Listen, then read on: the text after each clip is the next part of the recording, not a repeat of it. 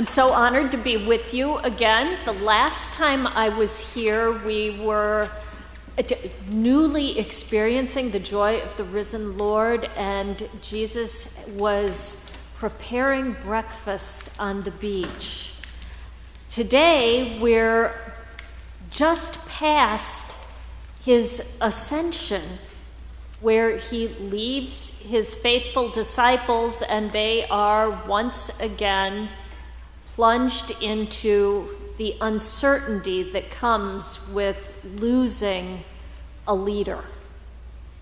The leader who has kept them all together in spite of their differences and in spite of the factions and the silly arguments that they've had over who gets to sit on the right and who gets to sit on the left and who's greater than the other, and all of those stories, and yet they were able to stay together because they could focus on Jesus.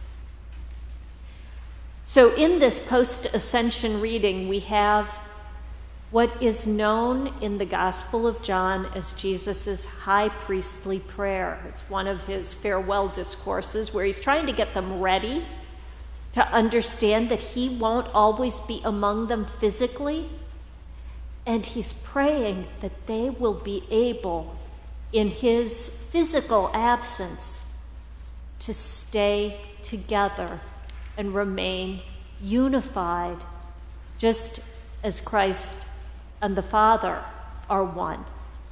That they will be able to put aside their differences as much as possible and focus on their common mission. I teach at Bexley Seabury Seminary. One of the classes I teach is Anglican Formation. And the project that we had the students work on this semester was all about looking at how the churches come together. So the assignment was we broke them into small groups, and they were assigned various documents to examine that are part of ecumenical relationships. So we had one group look at the Concordat with the Lutheran Church. We had another looking at the interim Eucharistic sharing that we've embarked on with the United Methodists. There's the Anglican Roman Catholic dialogue that's been going on for, 50 years. Then we broadened things a little bit.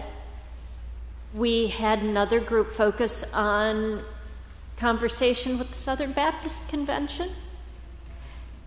And we looked internally and had them focus on the documents with the Anglican Communion, because you may be aware that we don't always get along even amongst ourselves.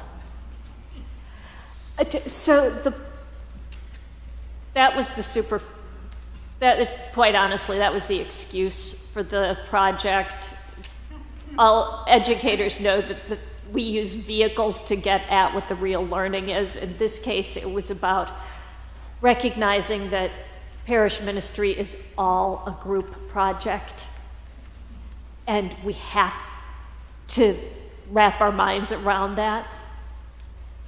And the other was to recognize that whenever we embark on any kind of conversation of this nature, we have to do two things.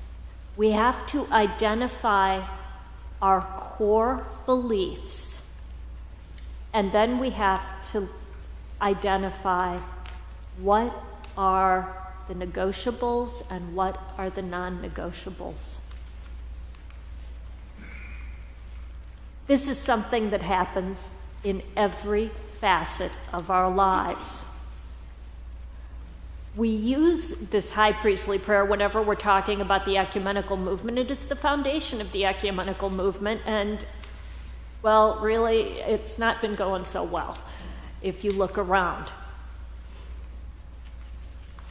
But it's our prayer that we will all be able to come together and recognize that we are all going about the same project of showing our love and devotion to God as revealed through Jesus Christ.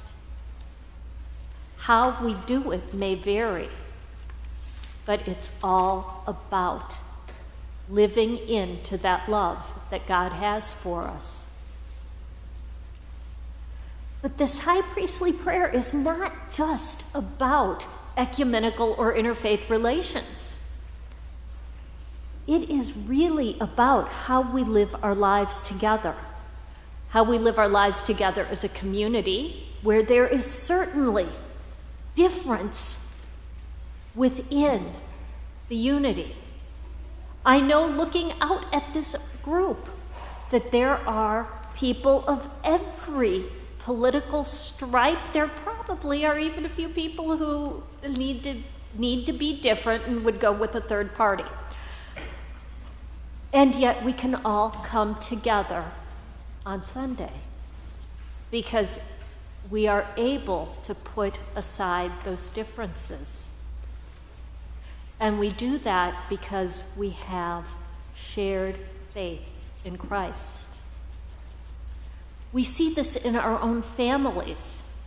We often see it play out when the visionary leader or the patriarch or matriarch is no longer able to bring everyone together. And we see families have to choose.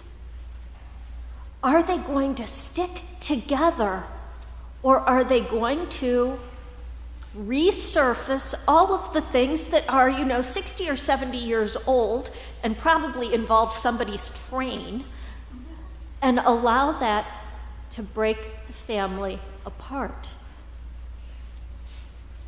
Even when we're dealing with competing memories of what the event was, and we may have actually forgotten what the event was and what the issues were because they didn't matter by this point. In the case of the gospel, in the case of our faith, we see that visionary leader in Jesus. We see that patriarch, that matriarch in the person of Christ among us. Jesus continues in our community life and in our family life to be that person among us.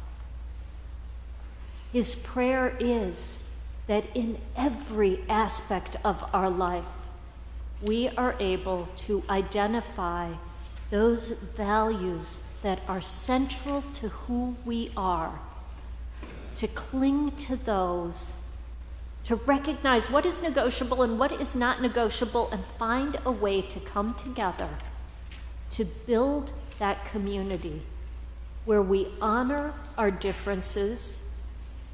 We sometimes put them aside, and we emphasize the love that we have for each other, which mirrors the love between Christ and the Father, and that we embody whenever we are united and recognize our shared humanity and work for the common good of all of God's people.